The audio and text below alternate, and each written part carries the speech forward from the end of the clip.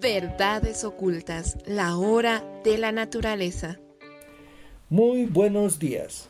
Este es el primer programa de Verdades ocultas, la hora de la naturaleza. Estamos aquí con Mariel Cautín, Arturo Rebollo y quienes habla Pablo Solón. Este programa es una producción del Grupo de Trabajo de Cambio Climático de Justicia de la Paz, que está conformado por ICEAT, Fundación Jubileo, Ecotambo y Fundación Solón. Hablemos un poco de qué es el Grupo de Trabajo de Cambio Climático y Justicia. Muy buenos días, Pablo, muchas gracias. El Grupo de Trabajo Cambio Climático y Justicia es un colectivo de 41 instituciones que tiene sede en 6 departamentos del país. Nosotros trabajamos básicamente energía, producción y alimentación saludable y derechos humanos y derechos de la naturaleza. Estamos muy felices de que este programa arranque con este importante tema que vamos a tocar hoy día y pues muchas gracias por la invitación. Buenos días, Pablo, gracias por la invitación y vamos a abordar el tema de cambio climático y vamos a analizar la propuesta del gobierno respecto a las contribuciones nacionalmente determinadas. Esto es los objetivos que tiene el gobierno de Bolivia para reducir los gases de efecto invernadero. Y vamos a estar explicando todos estos conceptos, estas metas y lo que involucra al propósito del programa. Cuáles son las verdades ocultas respecto a la posición del gobierno y los datos que tenemos para ver si se está avanzando o no en este camino, ¿no? En respetar los derechos de la madre tierra y en el cuidado de la naturaleza.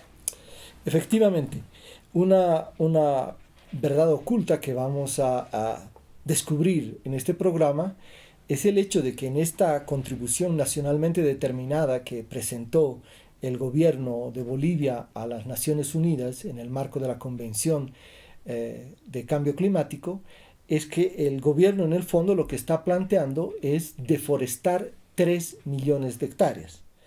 Y deforestar 3 millones de hectáreas es más o menos deforestar una superficie equivalente a 2 veces el área del Tipnis. Eso quiere decir 2 Tipnis deforestados hasta el año 2030.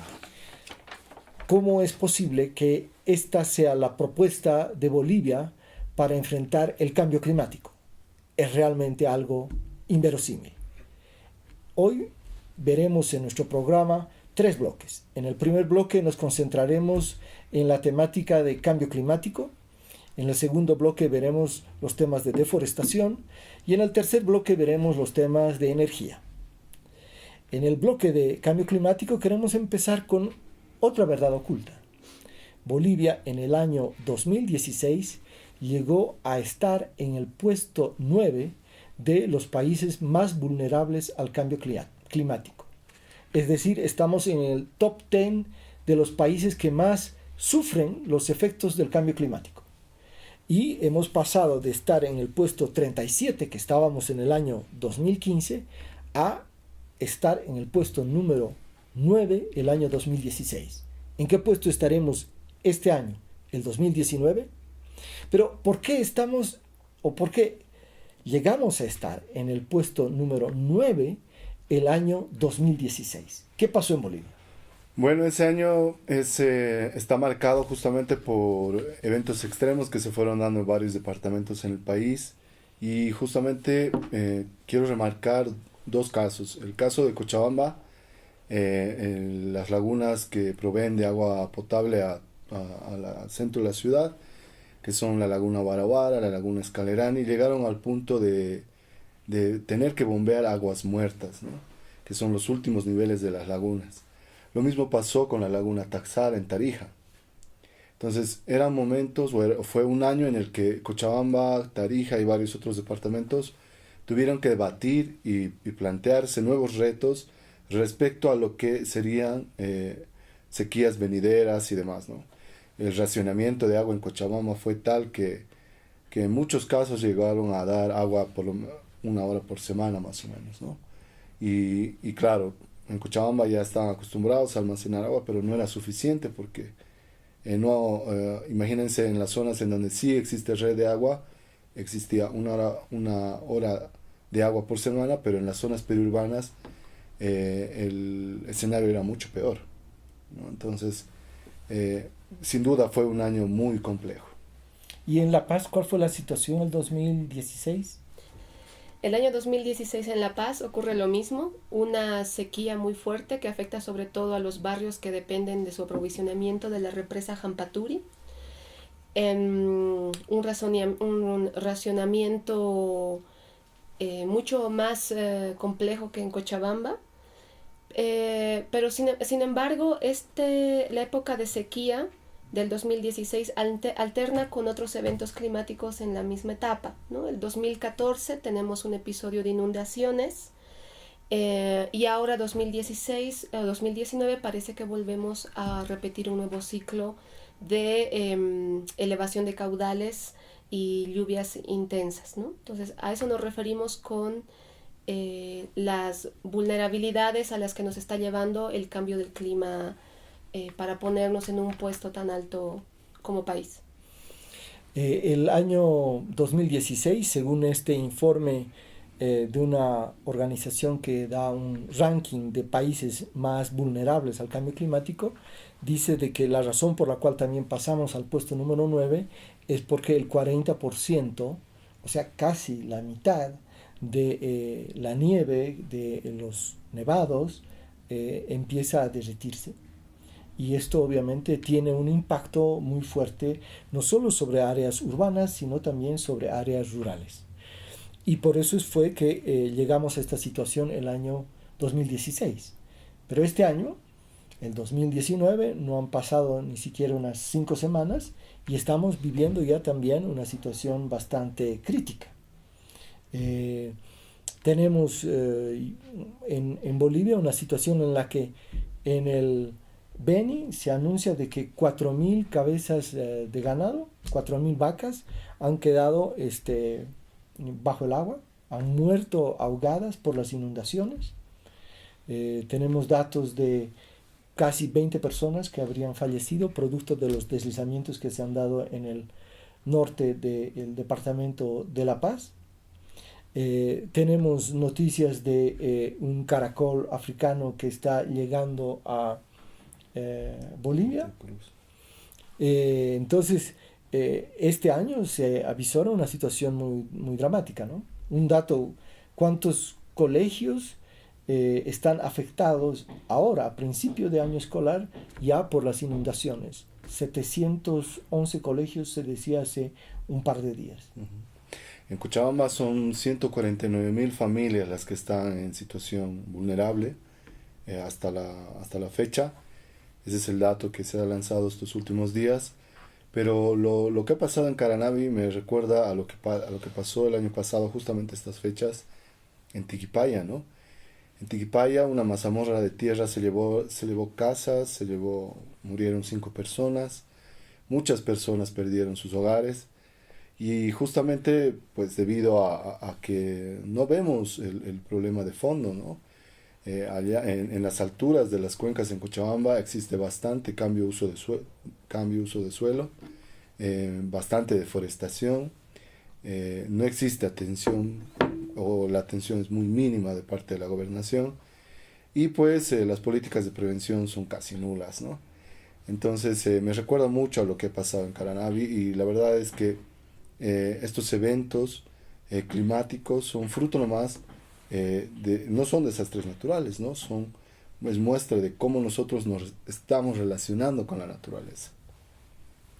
Creo que es un buen punto para empezar a explicar cuáles son las consecuencias precisamente de la intervención humana en la naturaleza de esta forma desmedida, ¿no? Que tiene mucho que ver con la propuesta del gobierno para reducir los impactos del cambio climático en el país. Y la propuesta del gobierno se basa sobre la reducción de las emisiones de gases de efecto invernadero. Sería bueno explicar a las personas que nos están siguiendo qué son los gases de efecto invernadero. Efectivamente, el cambio climático no es un desastre natural que se da de forma normal. El cambio climático que estamos viviendo lo estamos provocando nosotros, los seres humanos, y se debe a unos gases de efecto invernadero que provienen fundamentalmente de la quema de combustibles fósiles como ser gasolina, petróleo, gas natural, carbón, y por otro lado de la deforestación. Cuando uno va a prender una estufa que funciona a gas, aunque no lo ve, está saliendo un gas que es un gas de efecto invernadero, científicamente conocido como dióxido de carbono, que va a la atmósfera. Cuando se queman bosques, va a la atmósfera también un gas de efecto invernadero, y todos estos gases provocan una suerte de efecto invernadero, es decir, como los invernaderos que vemos cuando vamos por el alto camino al altiplano, y entonces allí se aumenta la temperatura colocando unas lonas sobre pequeños cultivos. Lo mismo empieza a ocurrir, pero a un nivel planetario. Y lo que juega el efecto de esta lona, digamos, de plástico, son estos gases. Entonces, si uno quiere atacar de raíz el mal, ¿qué es lo que hay que hacer? Bueno, la recomendación igual por la comunidad científica es dejar de extraer combustibles fósiles de la superficie. Tenemos que dejar de extraer petróleo, dejar de extraer gas natural, dejar de extraer carbono. Fundamental, y otro punto fundamental, debemos dejar de deforestar, ¿no? Los niveles de deforestación en el país han alcanzado niveles muy complejos, entonces eso es muy importante en el país, ¿no? Entonces yo creo que esta información de la deforestación, Mariel, tal vez tú nos puedes dar un... Sí, claro. Claro, que es tan alarmante que los niveles de emisiones de gases de efecto invernadero en el país en 2004 habían llegado a las 92 millones de toneladas y al año 2014 a las 134 millones de toneladas, ¿no? Esto es un incremento del 24%. Pero la deforestación en concreto, dentro de estas cifras, ocupa el 80%, ¿no? Deforestación y cambio de uso de suelo. En segundo lugar estaría la energía, con el 15% aproximadamente. Sí, y un tercer lugar, aunque pequeño, pero no despreciable, es la basura. Nosotros producimos más cantidad de emisiones de gases de efecto invernadero por basura que por procesos industriales, según estas estadísticas, lo que está mostrando una grave situación. Y de lo que se trata no es de decir, bueno, ya renunciamos a manejar automóviles o ya no vamos a utilizar más gas natural, sino a iniciar un proceso de transición para salir de estos combustibles fósiles. Es decir, gradualmente empezar ya a consumir menos y a extraer menos petróleo, menos gas natural. La comunidad científica dice no debería utilizarse más estos combustibles fósiles hasta el año 2040-2050 a lo máximo. Y en relación a la deforestación, lo que menciona es cero deforestación hasta fines del 2020. O sea, en 2 años más no debería haber deforestación ni en Bolivia ni en ninguna parte del mundo, si es que queremos hacer frente al cambio climático. Sí, pero sin embargo vemos que otro es el ritmo que se está planteando en el país, ¿no? Este planteamiento del etanol plantea una mayor producción de caña de azúcar. Entonces eso implica una mayor ampliación también de la frontera agrícola, lo que viene consigo una mayor deforestación. Entonces, si más bien, en lugar de controlar este problema, lo estamos aumentando. Yo creo que deberíamos también tratar de incidir o tratar de ver las formas en el país de dejar de utilizar estos combustibles fósiles y de dejar de deforestar, ¿no? Efectivamente.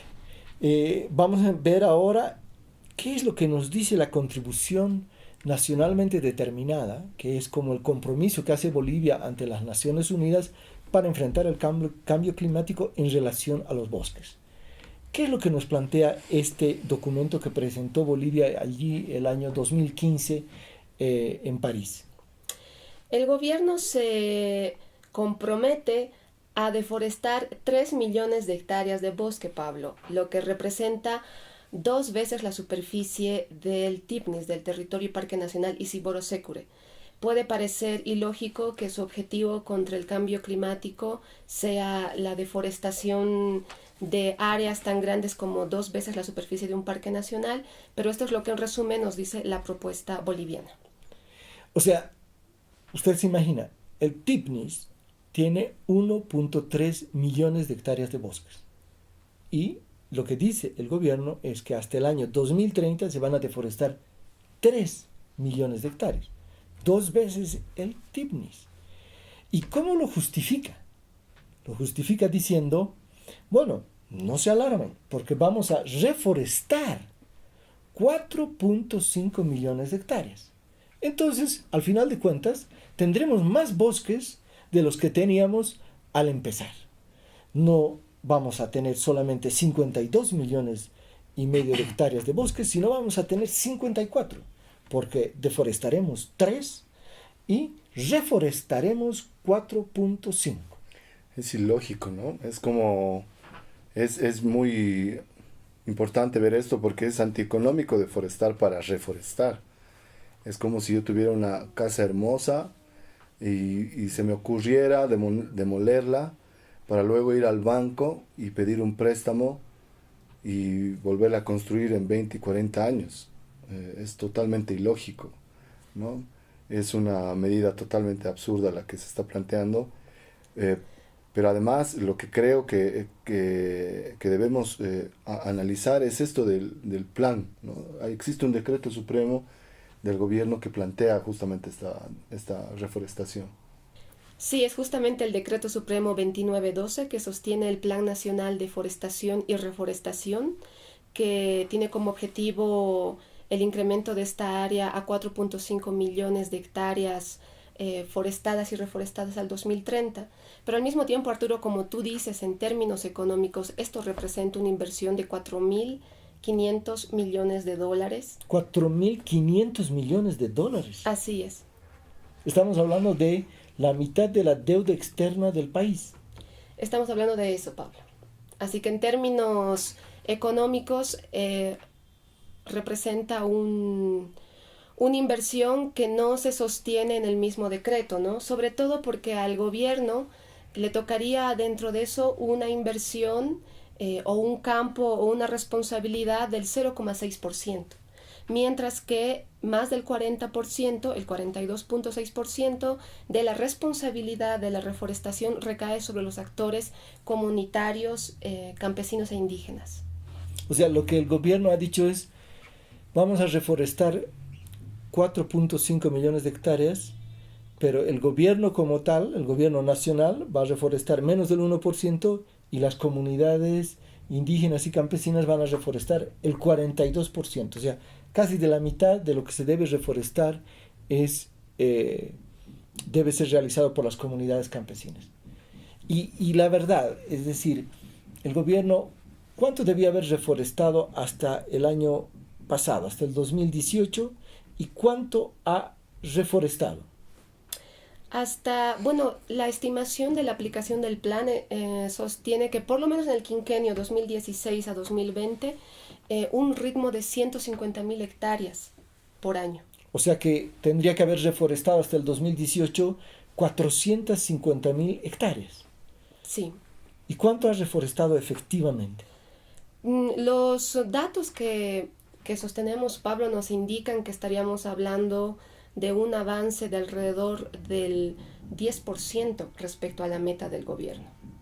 O sea que no ha reforestado ni siquiera unas 50.000 hectáreas en estos 3 años. Así es. Entonces la reforestación de los 4.5 millones de hectáreas es un saludo a la bandera, como le decimos aquí en Bolivia.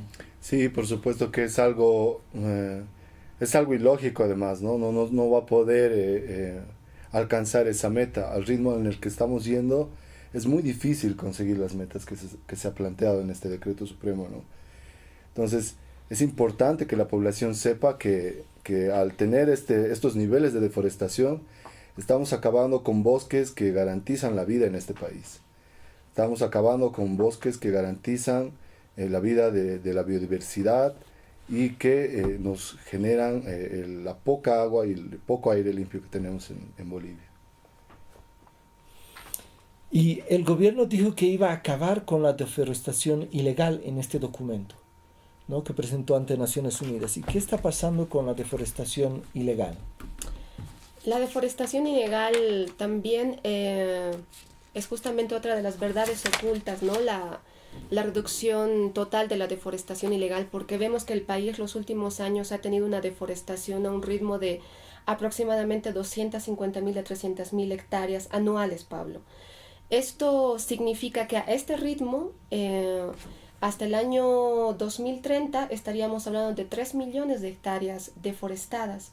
Lo que pasa con la deforestación ilegal es que no se ha detenido, sino que está subsumida dentro la reglamentación del Plan Nacional de Reforestación como deforestación ilegal. Es decir, ahí hay una trampa para ir legalizando la deforestación ilegal en lugar de erradicar la deforestación ilegal.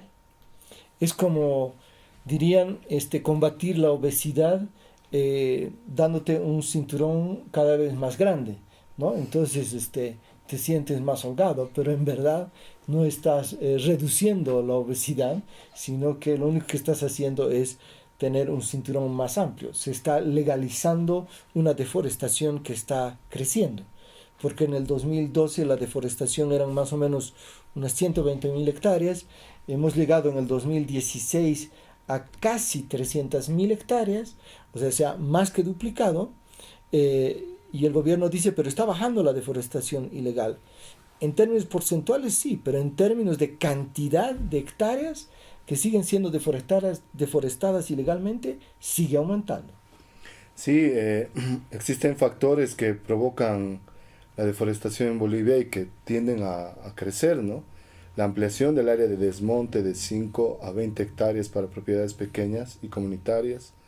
La agenda patriótica, la famosa agenda patriótica que está planteando, que se fija como meta triplicar la población de ganado.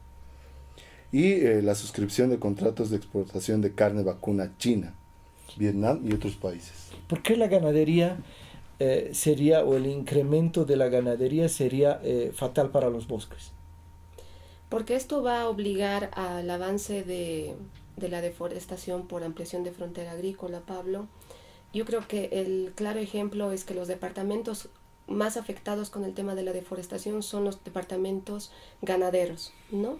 Santa Cruz tiene un área de deforestación, mira, la comparación, Santa Cruz tiene un área de deforestación legal de 9.600 hectáreas aproximadamente, y el área de deforestación ilegal es de 91.369 hectáreas aproximadamente, ¿no? Esto nos lleva a pensar que los departamentos o las ecorregiones donde la ganadería va avanzando son las más afectadas de forma paralela por la deforestación. Hablamos del Gran Chaco, del sudeste de la Amazonía, del bosque seco chiquitano, que entre estas tres áreas grandes abarcan el 80% de las ecorregiones más afectadas por el efecto de la deforestación, las zonas de tradición ganadera. Ahora, a esto hay que sumarle lo que tú mencionabas al principio del programa, el etanol. Porque según lo que dicen los agroindustriales del azúcar, para poder proveer de caña de azúcar para la producción de alcohol, que luego se mezcla con gasolina para el etanol, hay que duplicar la cantidad de hectáreas que hoy día se dedican a las plantaciones de caña de azúcar. Y duplicar significa pasar de 150.000 hectáreas a 300.000 hectáreas. Exacto, ¿no? Entonces, y nos mienten diciendo que son los biocombustibles, que es la salvación, justamente esto que decíamos de la extracción del petróleo, pero en realidad lo que está haciendo es acrecentar el problema todavía de deforestación, ¿no? O sea, nos estamos haciendo el harakiri. ¿Qué es el harakiri? Es ese ritual japonés de suicidio, ¿no? Es un suicidio que estamos cometiendo al deforestar de esa manera. Sí, los japoneses se suicidan metiéndose una espada aquí en el pecho y luego cortándose totalmente. En cambio, el harakiri que nosotros estamos haciendo es quemar nuestros bosques, que lo que hace que seamos más vulnerables al cambio climático, tanto en tiempos de sequía como en tiempos de inundaciones, y además contribuimos más a las emisiones de gases de efecto invernadero. Así es. Bueno, ahora vamos a ver una tercera parte que tiene que ver con qué es lo que el gobierno propone en relación al tema de la energía en su documento que presentó ante la Convención Marco de las Naciones Unidas sobre el Cambio Climático. ¿Qué es lo que plantea el gobierno? ¿Qué es lo que dice? Bueno, si se cumpliera lo que plantea el plan del gobierno, se inundarían alrededor de 1.000 kilómetros cuadrados de bosques. Y se generarían más o menos 35 millones de toneladas de gases de efecto invernadero. O sea, las dos cosas que venimos diciendo, ¿no? Arruinamos más todavía los bosques, generamos más gases de efecto invernadero con las supuestas energías renovables que dice, que menciona que el gobierno. Las mega represas, las mega hidroeléctricas no son energías renovables justamente por estos dos aspectos, ¿no? Porque inundan bosques, pero sobre todo porque generan estos gases de efecto invernadero. ¿Qué es lo que está pasando en Cochabamba, el Parque Nacional Carrasco? Hace muy poco ha empezado la construcción de la hidroeléctrica Ibirizu. Esa hidroeléctrica ha planteado deforestar 500 hectáreas y en este momento se habla de trasladar a los mamíferos de una zona a otra, cosa que nunca se ha dado, pero que además no lo hacen, ¿no? En realidad lo que están haciendo es espantar a los animales con escopetazos, pero ya sabemos cómo trabajan, ¿no? Estas empresas. Sinuhidro está presente en esta construcción y ha tenido muchas denuncias de cómo se está maltratando, por ejemplo, la especie del jaguar, ¿no? Entonces es muy preocupante todo este plan del gobierno respecto a las mega hidroeléctricas y a las hidroeléctricas para generar energía para vender. Bueno, el gobierno dice que las mega hidroeléctricas son energía limpia, son energía renovable. En verdad, ¿cuáles son las emisiones de gases de efecto invernadero de las mega hidroeléctricas? Pablo, las mega hidroeléctricas, solo en el caso del Valle Chepete hablamos de 35 millones de toneladas de emisiones de gas metano, producido por la descomposición de las plantas que van a quedar atrapadas en el área de embalse. Y el embalse, ¿cuál va a ser su extensión? En el caso del Valle Chepete hablamos de más de 700 kilómetros cuadrados, y si sumamos el área de la otra hidroeléctrica que está en proceso de consolidación, que es Rositas, serían cerca a 1.200 kilómetros cuadrados de área inundada. O sea, inundar 1.200 kilómetros cuadrados de bosques genera una gran cantidad de gases de efecto invernadero. Según diferentes estudios, estas emisiones son 4 veces superiores a las emisiones de las termoeléctricas que funcionan a gas natural. O sea, que decir de que las mega hidroeléctricas son energía limpia, renovable, que no producen gases de efecto invernadero, no es cierto. Especialmente cuando estas son construidas en zonas boscosas de la Amazonía, porque allí sí generan gran cantidad de gases de efecto invernadero. Sí, de hecho los estudios de estas mega hidroeléctricas no incluyen cuantificaciones de gases de efecto invernadero en sus informes. Está visto que los estudios de Geodata, EPTISA y Texul sobre el Chepete, el Valle y Rositas no han cuantificado cuánto va a ser la emisión de estos gases de efecto invernadero, ¿no? Entonces, eso es una trampa, porque deberían decir que, y más trampa aún al decir que es una energía renovable, cuando estamos viendo que va a emitir una gran cantidad de gases de efecto invernadero. Y también no se toma en cuenta el impacto, no está bien cuantificado el impacto social que va a tener la construcción de estas grandes hidroeléctricas, ¿no? En el caso de justamente Vali, Chepete y Rosita hablamos de al menos 5 áreas protegidas comprometidas, ¿no? En las zonas de embalse, y de un número todavía incierto de familias y comunidades afectadas, pero que fácilmente, en el caso de Rositas, supera la quincena de comunidades, y en el caso del Vali Chepete la afectación por lo menos a 2 territorios indígenas. Ahora, el gobierno dice que a pesar de todos estos impactos sociales y ambientales, que obviamente los minimiza, pero destaca de que si vamos por estas mega hidroeléctricas nos vamos a volver ricos y vamos a ganar mucho dinero. ¿Cuál es la verdadera situación? ¿Cuál es el costo al que generan electricidad estas mega hidroeléctricas? Y realmente, ¿a qué precio están comprando energía eléctrica los países vecinos? Bueno, está previsto que las mega hidroeléctricas del Bala, Chepete y Rositas tengan los siguientes costos, ¿no? El costo de energía del Chepete sería de $55 por megavatio, del Bala de $81 por megavatio, y el costo de Rositas por $74 por megavatio. Pero hay un tema importante, ¿no? La Agencia Nacional de Energía Eléctrica del Brasil informó que el pasado 4 de abril de 2018, a través de una subasta, se adjudicaron 4 proyectos eólicos por un total de 114 megavatios, a un precio de $20 por megavatio, o sea, mucho menos a lo que se pretende vender. Y 29 proyectos solares fotovoltaicos de 806 megavatios de capacidad, a un precio de $35 por megavatio. Entonces estamos hablando incluso hasta menos de la mitad en el costo. O sea, no es rentable para nada. O sea, los costos, digamos, del Chepete, que sería el que tiene los costos más bajos, son 55. Y en el Brasil, el año pasado, se han comprado 806 megawatts, que es como 2 balas, pero a un costo de $20.35.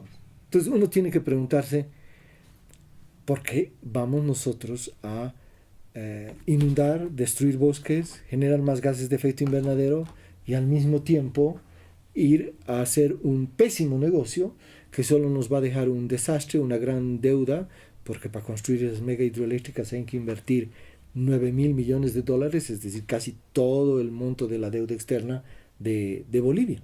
Pero Pablo, una pregunta, ahí el negocio está ya dado, o sea, ya hay un contrato que diga que Bolivia le va a vender, porque puede ser que se lancen igual a hacer las mega hidroeléctricas, pero no exista ningún compromiso. Es más, tengamos ahí elefantes blancos, arruinamos la naturaleza y no vendemos la energía. Efectivamente, o sea, lo correcto en esta clase de proyectos de generación eléctrica, lo que se hace en todos los países sudamericanos, es que primero uno participa de una subasta, la gana la subasta, y una vez que la gana, recién uno pasa a hacer el proyecto para proveer de energía eléctrica. Entonces, yo voy y me presento a una subasta en el Brasil o en la Argentina, y gano y digo, bueno, yo ofrezco un precio de 40, de 60, de 80, gano y en función de eso recién voy a construir. Pero aquí el gobierno está pensando hacer las cosas exactamente al revés. Voy a construir y después voy a ir a ver quién me compra, como si fuera, voy a vender zapatos. No, no es así en el caso de la energía eléctrica. Y lo más grave que tú has apuntado es que los precios a los que están comprando están muy por debajo de los costos a los cuales nosotros estamos generando. En este escenario, Pablo, ¿qué nos quedan como alternativas a la propuesta que tiene el gobierno? ¿Cuáles serían las soluciones estructurales que podemos plantear? Bueno, yo creo que en primer lugar es necesario transparentar e informar a la población de esta propuesta que ha hecho llegar el gobierno de Bolivia a la conferencia de las Naciones Unidas sobre el cambio climático.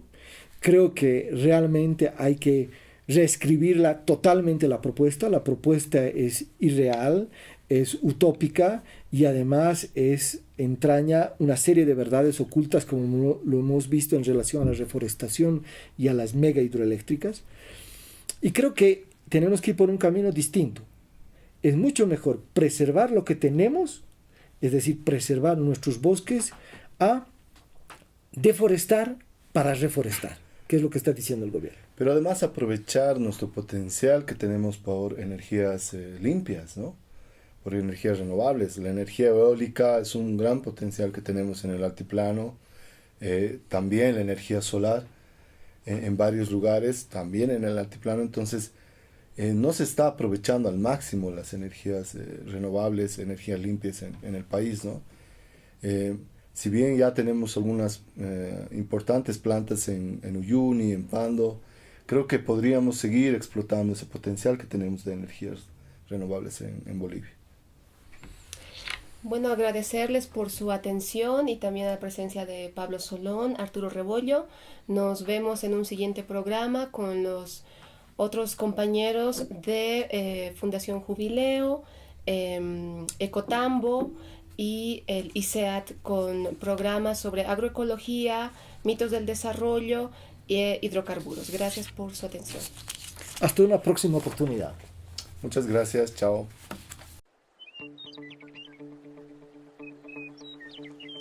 Verdades ocultas, la hora de la naturaleza. Todos los viernes de 13 a 14 horas por Radio Herbol, FM 100.9, un programa sobre la importancia de actuar hoy para restablecer la armonía con la Madre Tierra.